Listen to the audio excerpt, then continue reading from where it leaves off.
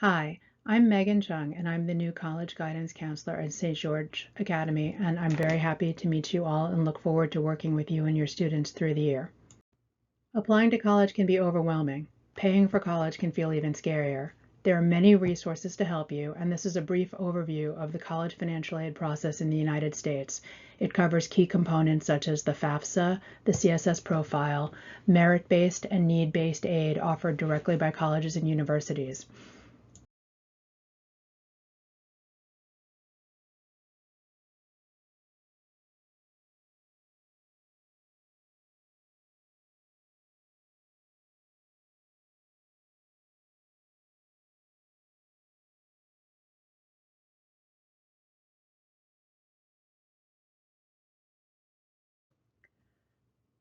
The free application for federal student aid, or the FAFSA, is a standard form used by the U.S. Department of Education to determine a student's eligibility for federal student aid, including grants, loans, and work-study programs.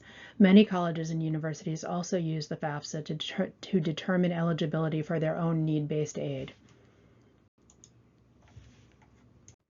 The FAFSA can be found at studentaid.gov, and this is a screenshot of what the opening screen will look like if you just log on to www.studentaid.gov. The 2026-2027 FAFSA form is now available, and both your student and you will need an account. The information gathered by the FAFSA will help determine whether your student is eligible for federal grants, federal loans, federal work-study programs, and then will be used by the colleges to determine college need-based aid. Whether or not you believe that you will qualify for federal need-based aid, the federal grants or loans, any student who needs college financial aid, whether private or public, should start by filling out the FAFSA. There are special considerations for non-citizens. Federal aid is, for the most part, available only to U.S. citizens and eligible non-citizens. Eligible non-citizens include permanent residents, refugees or asylees as designated on your I-94, and certain parolees, such as those who have a valid U4U parole status. This is very specific to you individually, and there may be people who are not going to be able to get any federal aid who need to think about whether or not to fill out the FAFSA. In general, you should fill out the FAFSA whether or not you will qualify for federal financial aid. But if you have concerns about submitting information to the federal government and you don't want to fill out the FAFSA, you are still eligible for New York State aid as long as you've been a New York State resident for 12 months. New York State residents can apply through either the alternative pathways, if the student is FAFSA eligible but the parents may not be, or through the DREAM Act, which provides access to New York State aid, including TAP and Excelsior scholarships, and that might be for students whose immigration issues make it impossible for them to access federal aid. This is a conversation that we can have personally on Zoom, in person, or on a phone call. The CSS profile is used by private colleges, and it involves more information than the FAFSA will require from parents and students. Because many of the private colleges are able to provide more generous financial aid than just what the FAFSA or the federal government will provide, they often ask for more in-depth information to get a fuller picture of the family's financial situation. And this would be filled out on the College Board website. Merit-based aid can be awarded based on a student's academic achievements, talents, or other accomplishments rather than financial need. Many colleges use merit aid to attract students who are highly qualified. It's sometimes used as a discount or a coupon. It can come in two forms, either from a college or from independent scholarships. Merit aid from colleges can sometimes be given to graduates of Catholic high schools. So Catholic colleges often give an extra bump to graduates of Catholic high schools. High GPAs, standardized test scores compared to the applicant pool, exceptional talent in a specific area such as athletics or music or art, leadership skills, extracurricular involvement. These are all criteria that can be used by colleges to assess whether to award merit aid. There are some private organizations that offer some merit aid as well, and those you can look for on College Board, Naviance, Big Future. In general, when you're applying to a college and you want to be considered for merit-based scholarships, that happens automatically as part of the application. But some scholarships at some colleges require a separate application. For every college you apply to, check that college's website and see if there are separate merit scholarship applications. One example for that is SUNY Albany, that has an entire page of small scholarships available to applicants that have to be looked at individually. So need-based aid from colleges is financial assistance awarded based on a student's demonstrated financial need as determined by the FAFSA or the CSS profile. One way to get a sense of what your price is likely to be at a college is to go to that individual college and look at their net price calculator on the website to get a sense of what they might expect you to pay. And how need-based financial aid works is that a college calculates your student's financial need by subtracting the expected family contribution from the cost of attendance. And the components of a need-based financial aid package can include grants, which is gift aid that does not need to be repaid. Scholarships, again, gift aid, often based on merit or other criteria. Loans, that is borrowed money that must be repaid with interest. Federal loans can be subsidized, where no interest will accrue while you're in school, or unsubsidized, where interest does accrue while you're in school. There are also federal parent loans. These federal loans are generally cheaper than private loans. Then there are private loans, and then there is work study, which is a federally funded program that allows students to earn money through part-time jobs on campus. Some colleges pledge to meet 100% of a student's demonstrated financial need, so those would be colleges that advertise themselves as meeting full need. And then one tip is that financial aid packages can be negotiated. So after you've applied to college, after the financial aid awards are given to you, that is a conversation that we can have and then go back to colleges and see if they are able to give you any additional funds. One thing that I would like to emphasize is that to the extent possible, you'd like to avoid taking out too many loans. And if you do have to take out loans, to limit them to the federal subsidized and even unsubsidized loans. New York State provides financial aid grants and scholarships through the TAP and Excelsior scholarship programs. And importantly, those programs are available even for students who cannot qualify for federal aid due to their immigration status. New York State has two programs, HEOP and EOP, that are designed to provide enhanced access to college for students from historically disadvantaged backgrounds. EOP is a SUNY program, and HEOP assists students at private colleges in New York State. HEOP and EOP programs have been shown to have a positive impact on students' education. They provide academic and financial support to underrepresented students. If your student is eligible for EOP or HEOP programs, I strongly advise applying. They provide academic support throughout the 4 years of college, including, in general, pre-college programs as an orientation before freshman year begins.